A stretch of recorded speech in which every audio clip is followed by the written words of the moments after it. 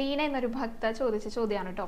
ഗുരുവായൂരപ്പനെ തൊഴാൻ വരുന്നവരെ മമ്മിയൂരപ്പനെയും കൂടെ തൊഴണമെന്ന് കേട്ടിട്ടുണ്ട്. അത് സത്യമാണോ? അങ്ങനെ തൊഴണമെന്ന് നിർബന്ധമുണ്ടോ എന്നാണ് ലീന ചേച്ചി ചോദിച്ചിരിക്കുന്നത് കേട്ടോ. അത് സത്യമായിട്ടുള്ള കാര്യമാണ്. അതായത് ഗുരുവായൂർ ക്ഷേത്ര ദർശനം പൂർത്തിയാകണമെങ്കിൽ മമ്മിയൂരപ്പനെ കൂടെ തൊഴണമെന്നാണ് പറയുക. അതെന്തുകൊണ്ടാണെന്ന് വെച്ചാൽ ഇപ്പോൾ ഗുരുവായൂരപ്പൻ ഇരിക്കുന്ന സ്ഥലം ഉണ്ടല്ലോ, അവിടെ മുൻപ് മഹാദേവനായിരുന്നു ഉണ്ടായിരുന്നത്.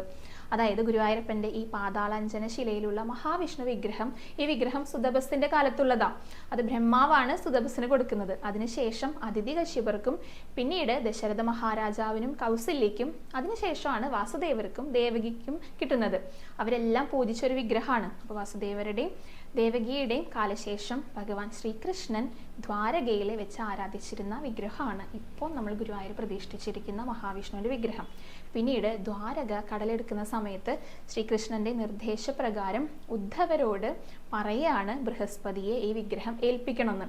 അങ്ങനെ കടലിൽ ഇങ്ങനെ ഒഴുകി നടക്കുന്ന വിഗ്രഹം ബൃഹസ്പതി, ദേവഗുരുവായിട്ടുള്ള ബൃഹസ്പതി വായു ഭഗവാന്റെ സഹായത്തോടെ എടുത്തിട്ട് പിന്നീട് ഈ വിഗ്രഹം എവിടെയാണ് പ്രതിഷ്ഠിക്കേണ്ടത് എന്നുള്ള ഉചിതമായൊരു സ്ഥലം ആകാശമാർഗേണ ഇങ്ങനെ അന്വേഷിച്ച് നടക്കുകയായിരുന്നു.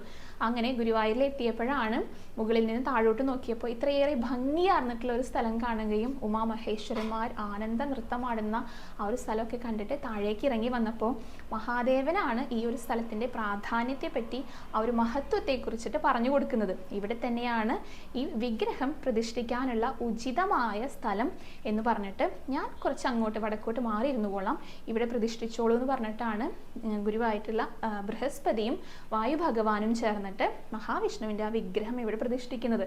അങ്ങനെയാണ് ഗുരുവും വായുവും കൂടെ പ്രതിഷ്ഠിച്ച ഊര് എന്നുള്ള പേരിലാണ് ഗുരുവായൂർ എന്നുള്ള പേരിൽ അറിയപ്പെടുന്നത് കേട്ടോ. അപ്പം അത്രയേറെ ബന്ധം ഗുരുവായൂരപ്പൻ്റെ ഈ വിഗ്രഹവും അതേപോലെ തന്നെ മഹാദേവനും തമ്മിലുണ്ട്. അതുകൊണ്ടാണ് ഗുരുവായൂരപ്പനെ തൊഴുന്നവരെ മമ്മിയൂരപ്പനെയും കൂടെ തൊഴണമെന്ന് പറയാറുള്ളത് കേട്ടോ. പിന്നെ വരുന്ന സമയത്ത് ഗുരുവായൂർ ക്ഷേത്ര ദർശനത്തിന് വരുന്നവരെ മമ്മിയൂരും കൂടെ തൊഴാനായിട്ട് ശ്രമിക്കൂ.